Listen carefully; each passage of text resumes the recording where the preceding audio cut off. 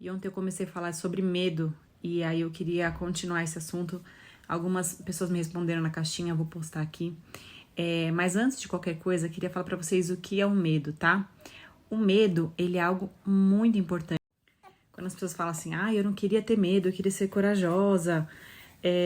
Vocês têm que entender que o medo, ele é um mecanismo de defesa. Se a gente não tivesse medo, provavelmente a gente nem olharia pro lado antes de atravessar a rua. A gente andaria num carro em alta velocidade, a gente pularia de um prédio. Então, o medo, ele serve para proteger a gente. Se a gente não tiver medo, a gente faz coisas sem pensar e provavelmente a gente nem estaria vivo hoje para contar essa história. Então, beleza, a gente já entendeu que o medo é algo importante pra gente, é importante para nossa sobrevivência. E quando que ele atrapalha? Quando que ele é um limitador pra gente? Quando que ele atrapalha a gente de conseguir os nossos objetivos? É aí que a gente tem que entender o motivo pelo qual a gente tá com medo. Então, eu vou colocar aqui algumas caixinhas de algumas pessoas que me mandaram pra gente falar um pouquinho sobre os medos que eu acho que são os mais comuns. Olha, essas duas aqui a gente pode fazer uma mesma associação parecida, né? Então, o medo, nesse caso, ele vai proteger a gente da frustração. Então, às vezes, eu nem mudo de carreira ou eu nem tento fazer algo que eu realmente amo, porque eu tenho medo de não dar certo, medo do que os outros vão pensar, medo de me frustrar. Então, olha que mecanismo de defesa. Para eu não me frustrar, para eu não ficar triste com o meu insucesso ou por eu não conseguir concretizar o que eu queria, eu acabo nem fazendo, eu acabo nem mudando de área, eu acabo nem tentando outra área profissional por medo ou do que os outros vão falar e vão pensar ou de não dar certo. Esse medo é muito comum, principalmente em brasileiros, né? A gente tem um governo totalmente instável, uma economia que não dá segurança para ninguém e nessa pandemia muitas pessoas perderam o emprego.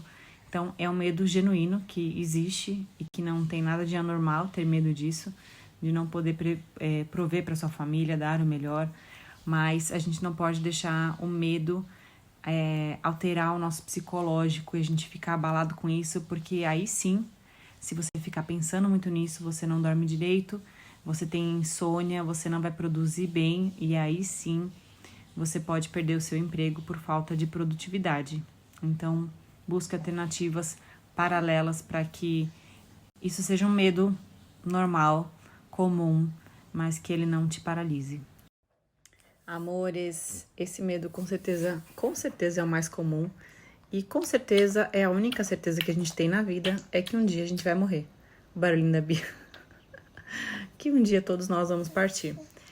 E esse medo, ele tá atrelado ao que vai acontecer quando a gente morrer.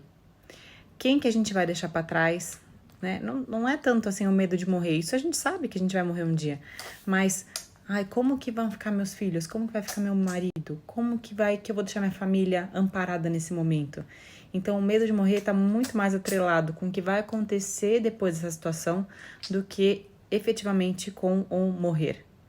E aí, a dica que eu dou para vocês é o seguinte, a gente não sabe o quanto a gente vai viver ainda. Mas é importante a gente dar valor em como a gente vai viver. Não importa se a gente vai viver mais 100 anos, e sim como a gente vai viver esses 100 anos.